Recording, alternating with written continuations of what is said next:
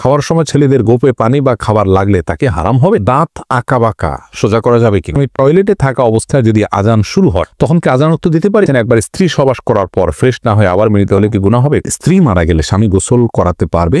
আর কি কি করণীয় আছে স্বামীর জন্য? নারীরা উচ্চ আওয়াজে কোরআন তেলাওয়াত করতে পারবেন কি না? যাদের অল্প দাড়ি তাদের চাপ দাড়ি উঠানোর জন্য কি ঔষধ ব্যবহার করা যাবে? টাক মাথায় চুল লাগানো যাবে কিনা? মহিলারা যদি অজু করা অবস্থায় কোনো পুরুষ দেখে ফেলে তাহলে কি অজু থাকবে? মাঝে মাঝে প্রস্রাবের পর পিচ্ছিল তরল জাতীয় কিছু গেলে কি শরীর বা কাপড় নাপাক হবে? হাতে তালি দেওয়া কি জায়েজ আছে? অনেকে বলে হারাম। এটা ইসলামের বিধান কি? বাজনা ছাড়া নুপুর পরা যাবে কিনা? কন্যা সন্তানকে কত বছর বয়স পর্যন্ত মায়ের বুকের দুধ পান করানো জায়েজ আছে? মেয়েদের কি পশু পাখি জবাই করা জায়েজ আছে? চলি আমরা প্রশ্ন উত্তর দেওয়ার পর্বে। আমি বাপ্পি জানতে চেয়েছেন, আমি টয়লেটে থাকা অবস্থায় যদি আজান শুরু হয় তখন কি আজান উত্তর দিতে পারি? না ভাই, আপনি অপেক্ষা করবেন, বের হয়ে আজান উত্তর দিয়ে দিবেন। আব্দুল মোমিন জানতে চেয়েছে, মহিলারা যদি অজু করা অবস্থায় কোনো পুরুষ দেখে ফেলে তাহলে কি অজু থাকবে? দেখুন ভাই আব্দুল মোমিন, অজু করা অবস্থায় কোনো পুরুষ দেখলে অজু ভাঙবে এমন নয়, তবে সেটা যদি ইচ্ছাকৃত দেখেন তাহলে গুনাহ হবে, অনিচ্ছাকৃত হলে গুনাহ হবে না। কিন্তু এই দেখার সাথে উজু ভাঙার কোনো সম্পর্ক না, উজু থাকবে ইনশাআল্লাহ। এমডি নাসির উদ্দিন জানতে চেয়েছেন, মাঝে মাঝে প্রস্রাবের পর পিচ্ছিল তরল জাতীয় কিছু গেলে কি শরীর বা কাপড় নাপাক হবে?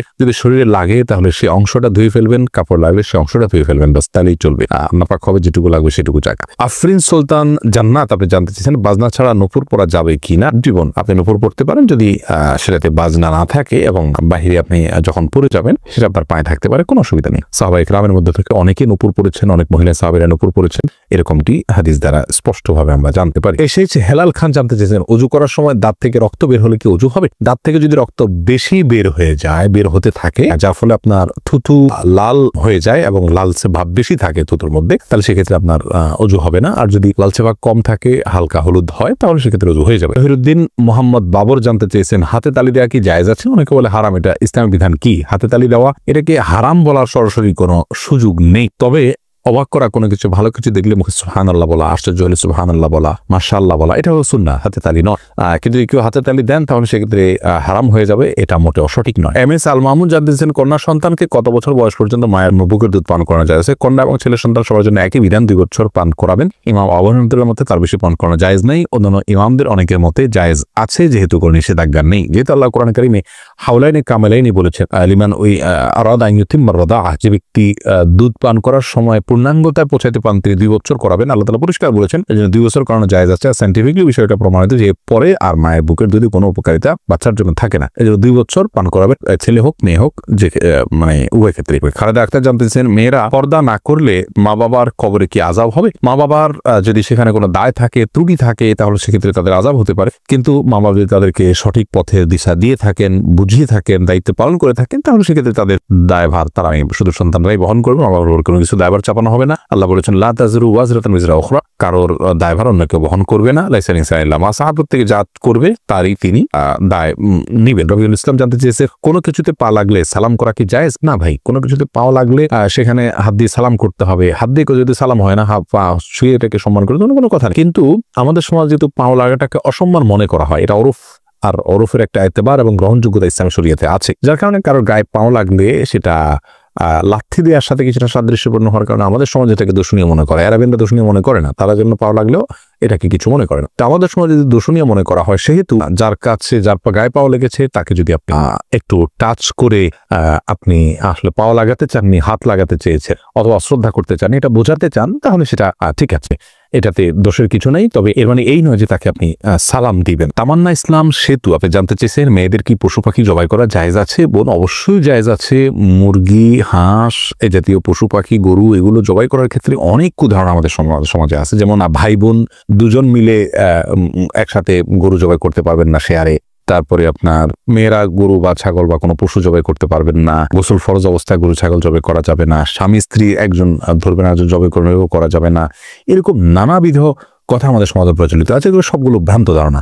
ছেলেরা যেমন জবাই করতে পারবেন, মেয়েরাও কিন্তু সেভাবে আপনার জবাই করতে পারবেন, কোনো অসুবিধা। জবের যে শর্ত আছে, বিসমিল্লাহ আল্লাহু আকবার বলে জবাই করে ফেলবেন। ভাই রাশেদুল ইসলাম রুবেল আপনি জানতে চেয়েছেন, টাক মাথায় চুল লাগানো যাবে কিনা, এ ব্যাপারে ইসলামের কোনো বিধিনিষেধ আছে কিনা? ভাই রাশেদ, টাক মাথায় চুল, আলগা চুল লাগানোর ব্যাপারটি একজন স্বাভাবিক অবস্থায় একজন মানুষের জন্য জায়েজ নাই, কারণ আল্লাহ রাব্বুল আলামিন বলেছেন লা তাবদীলা লিখালকিল্লাহ, আল্লাহর সৃষ্টিতে কোনো প্রকার পরিবর্তন করা চলে না। এখন কারো চুল পড়ে গেছে, তিনি আলগা চুল লাগিয়েছেন, এটা এক ধরনের প্রতারণার মতো। যেমনি ভাবে চুল সাদা হয়ে গেলে সেটাকে কালো করার যে একটা প্রয়াস, প্রবণতা, নিজের বয়স লুকানোর চেষ্টা, অথবা বয়স ছাড়াও অনেক সময় সাদা হয়ে থাকে।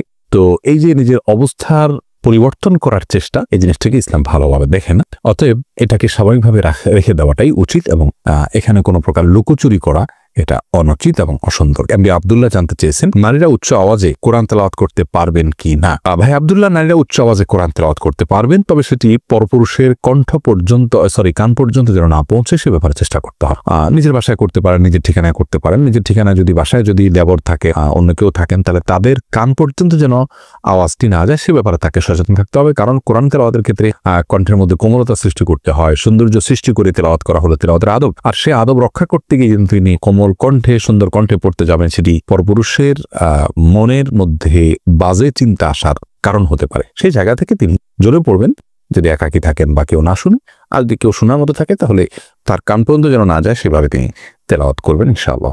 ফাহিম, আপনি জানতে চেয়েছেন স্ত্রী মারা গেলে স্বামী গোসল করাতে পারবে আর কি কি করণীয় আছে স্বামীর জন্য? দেখুন, স্ত্রী মারা গেলে স্বামী গোসল দিতে পারবেন কি না, এই বিষয়টি ওলামায়ে কেরাম এবং ইমামগণের মধ্যে মত পার্থক্য আছে। ইমাম আবু হানিফা রাহিমাহুল্লাহর মত হলো যে স্ত্রী মারা গেলে স্বামী তাকে গোসল দিতে পারবেন না। তার কারণ হলো তিনি মনে করেন মৃত্যুর সঙ্গে সঙ্গে বৈবাহিক সম্পর্কটা আর থাকে না, ছিন্ন হয়ে যায়, যার কারণে তারা মাহরামের মতো হয়ে যান। এখানে অন্য কোনো মেয়েরা গোসল দিবেন।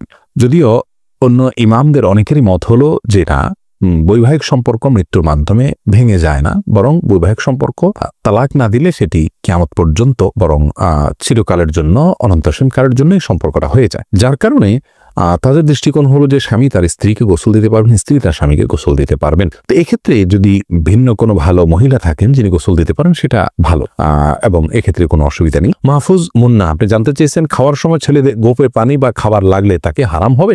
না, এমন কোনো কথা নেই গোপে পানি বা খাবার লাগলে হারাম হয়ে যাবে, এটা জায়েজ নাই। এমনি লিটন হোসেন জানতে চেয়েছেন দাঁত আঁকাবাঁকা সোজা করা যাবে কিনা? হ্যাঁ, যাবে, কোনো অসুবিধা নেই। আঁকাবাঁকা দাঁতকে সোজা করাতে কোনো অসুবিধা নেই, এটা খুবই সাধারণ একটি বিষয়, অনেকে করে থাকেন আজকাল, অসুবিধা নেই ইনশাআল্লাহ। জোনায়েদ, আপনি জানতে চেয়েছেন যাদের অল্প দাড়ি তাদের চাপ দাড়ি উঠানোর জন্য কি ঔষধ ব্যবহার করা যাবে? ভাই সাইদ জোনায়েদ, ঔষধ ব্যবহার করে দাড়ি উঠানো এটা যদি স্বাস্থ্যের জন্য ক্ষতিকর হয়, ক্ষতিকর হওয়ার কথা স্বাভাবিকভাবে, যদি ক্ষতিকর হয় তাহলে কিন্তু এটা করা জায়েজ নাই। আল্লাহ রাব্বুল আলামিন বলেছেন ওয়ালা তালকু বিআইদিকুম ইলা তাহলুকা, তোমরা নিজেদেরকে ধ্বংসের দিকে, ক্ষতির দিকে ঠেলে দিও না। অতএব এমন কোনো ঔষধ ব্যবহার করা যাবে না যে ঔষধ ব্যবহার করলে আমাদের ক্ষতি হতে পারে। আর যদি কোনো প্রকার ক্ষতি না হয় তাহলে সেক্ষেত্রে দাড়ি গজানোর জন্য তিনি যদি কোনো মেডিসিন ইউজ করেন, করতে পারেন, কোনো অসুবিধা নেই। তবে মনে রাখা উচিত আল্লাহ রাব্বুল আলামিন তাকে যেভাবে সৃষ্টি করেছেন সেটার উপরে সন্তুষ্ট থাকা, এটার মধ্যেই কল্যাণ নিহিত আছে।